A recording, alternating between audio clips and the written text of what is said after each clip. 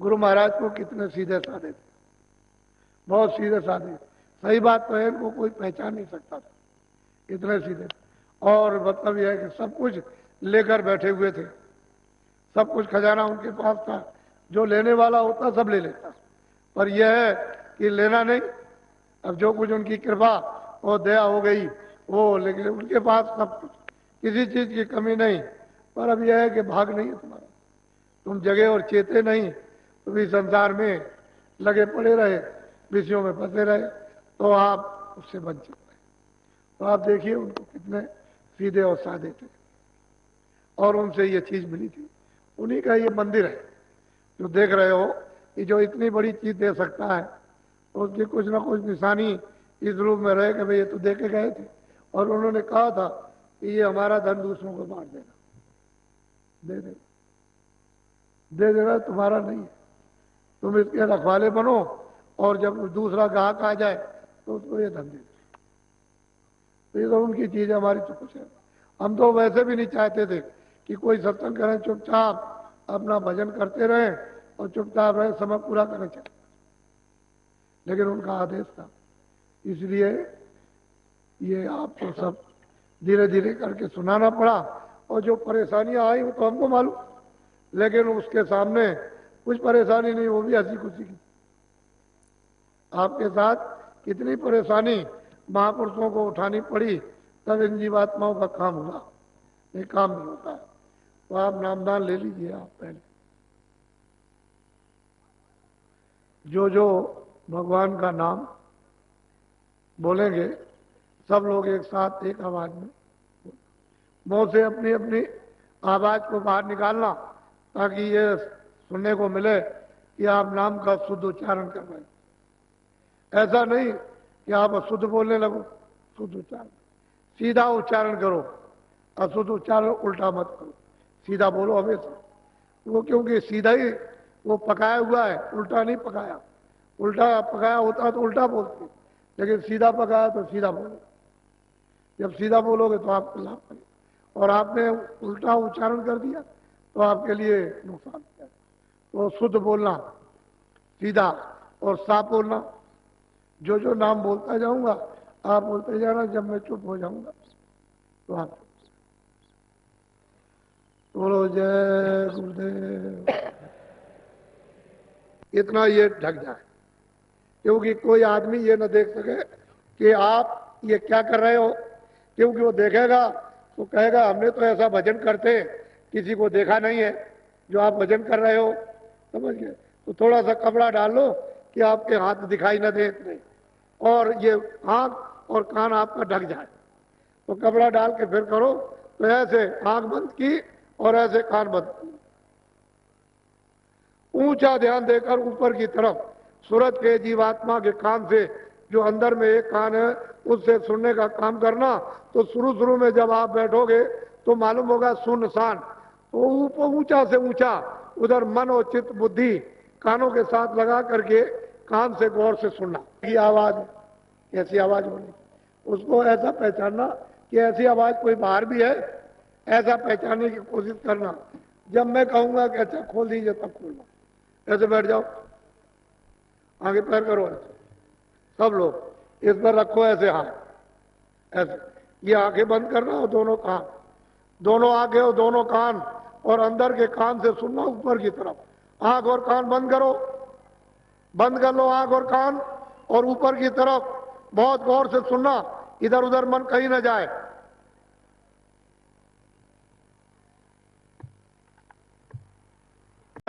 ब्रह्म भी घूम रहे, पार भी घूम रहे, स्वर्ग इत्यादि सब सबके सब उसी धुरे पर सब घूम रहे हैं, और वो अपनी जगह पर इस तरह से। तो वो एक चिन्ह है कि देखो ऊपर से धार आई हुई है, और अंतर आंखों के सामने वो टिकी हुई है। जब दिव्य दृष्टि ज्ञान चक्षु तीसरा नेत्र है, जब खुलता है तब वो दिखाई देती है, उसी को कहते हैं चरण कमल। इतने श्वेत, इतने इतने सफेद कि आप कोई चीज इतनी है ही नहीं सफेद, इस तरह की। तो वो तुम्हें तो बड़ा रस है, बहुत आनंद। उसी को पाकर ज्ञानियों ने कह दिया है कि अहम ब्रह्मास्मि, कि जो तू है तो मैं हूं, बात तो मैं वो बात नहीं, वो तो एक छोटी सी। उसी को देख करके इतने मस्त हो गए कि और किसी को नहीं। उसके आगे तो वहां से तो चाल शुरू होती है, डोरी को पकड़ लोगे वहीं से सब झनकारें, वहीं से सब आवाजें, वहीं से अमृत चूना शुरू हो जाता है और सूरज उसी को पी करके प्रोड़ होती है मजबूत और चल पड़ती है। तो ऐसे नहीं, महापुरुषों की कृपा से। बोलो। जीव परे 84 बार में खान पान मदमा। कहते हैं जीव बेचारे क्या करें, मनुष्य शरीर में क्या करें, 84 का कर्म कर रहे और इस खान पान में लगे पड़े। आखिर में जब जाएंगे तो सीधे 4 खानों में, 84 लक्ष्योनियों में काटो पीटोगे, मारोगे, इन आत्माओं को सताओगे और बस शुद्ध आहार करोगे तो सीधे नरक। सीधे ऐसे ऐसे घोर नरक हैं कि जितना ये देश है पूरा, इतना तो वहां एक खंबा है आग से जलना, आग से, यानी जितना ये देश उतना एक खंबा है ऐसा खड़ा हुआ और आग धधक रही है। लाखों मीलों से दिखाई देता है कि ये खंबा आग से जलना, उसमें जीवात्माओं को चिपटा देते हैं, वहां पर जलाते हैं उसको, उसमें बांधते हैं तो चिल्लाता है तो कितनी आवाज, किस तरह से चिल्कार मारता है। तो अभी तो आपको मालूम नहीं है कि नरक क्या चीज है और कितने नाम के नरक हैं, 1-2 नाम की, कई नामों के नरक हैं।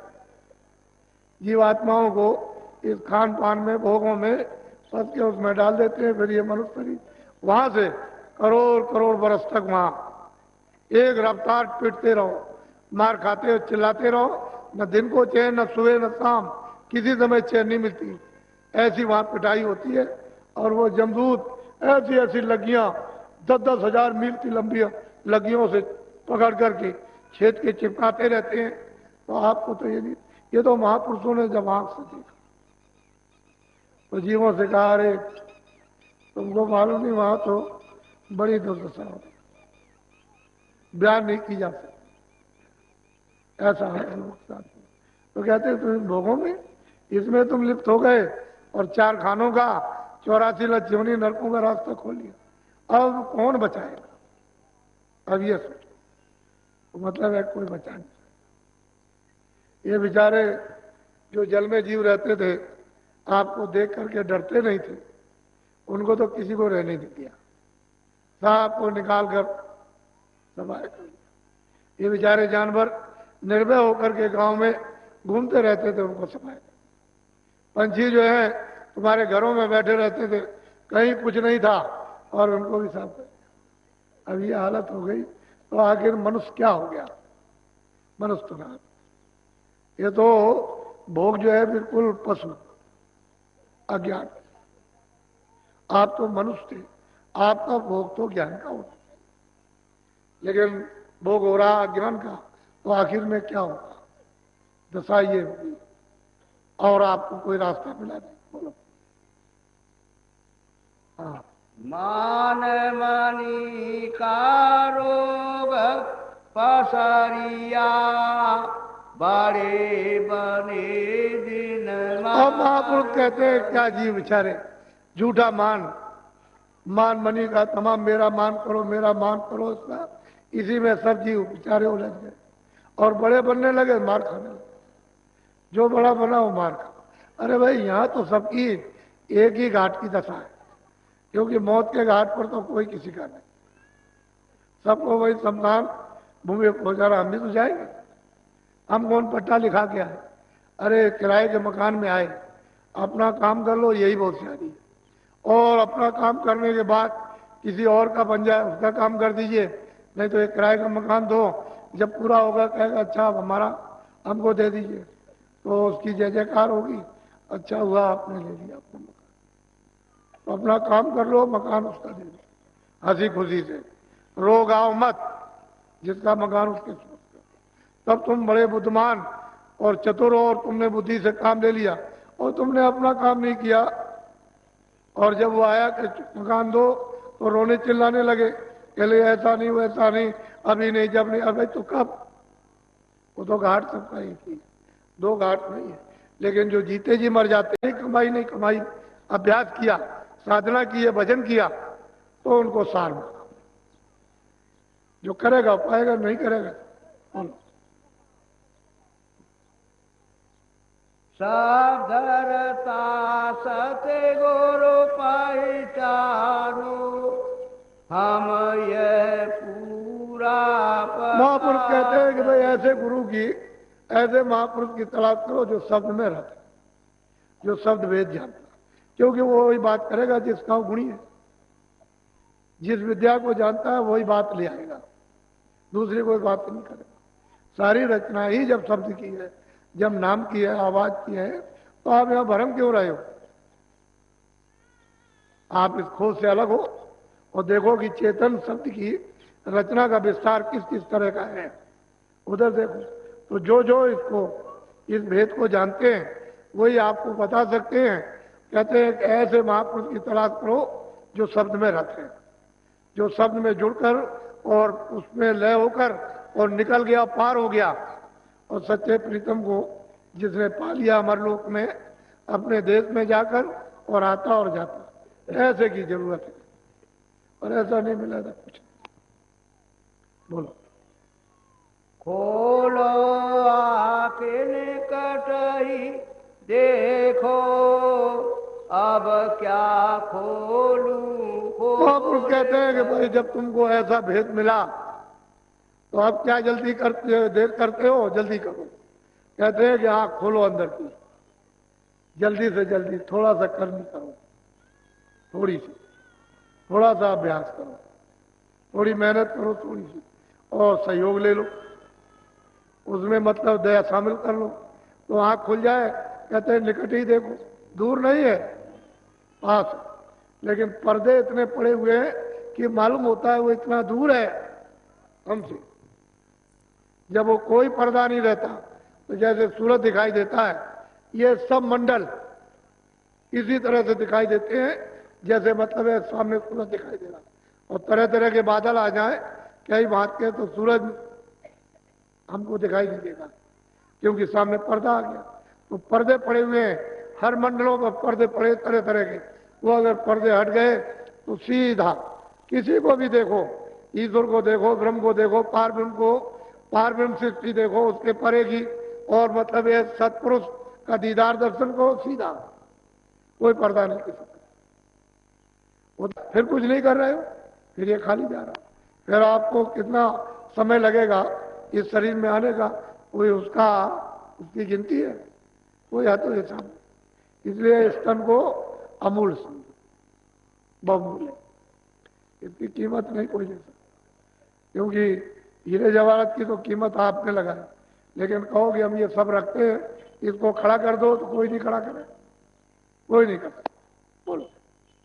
आगे भागे तुम्हारा प्यारी, नहीं परखो तो जून। कहते हैं कि आगे है सूरत, है जीवात्मा, है मनुष्यो, तुम्हारा भाग है अगर तुमने नहीं इस समय मनुष्य शरीर में परखा, पहचाना महापुरुषों को, तो फिर जोन कहते हैं 84 और नरक कहते हैं, उन जोन में तुमको वासा मिलेगा, फिर ये अवसर फिर कभी मिलेगा, कभी नहीं मिला।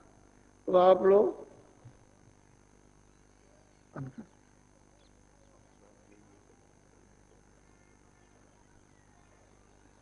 अब आपको नामदान देंगे।